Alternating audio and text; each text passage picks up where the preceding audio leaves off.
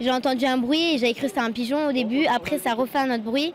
Et d'un coup, ça a craqué et tout est tombé. On a tous crié, on a tous pleuré et il y en a qui sont allés à l'hôpital. Il est 14h15 cet après-midi dans cette école primaire de la ville de Béziers. Quand le faux plafond d'une classe de CM2 s'écroule, en dessous se trouvent 14 enfants et leur institutrice.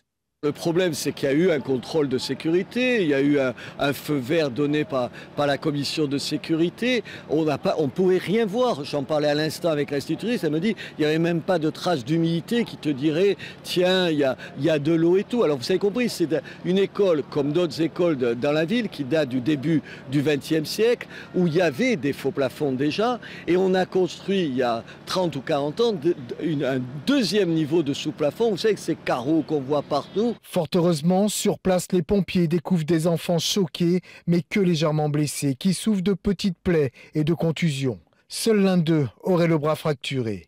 Prévenus, les parents se rendent immédiatement sur les lieux de l'accident.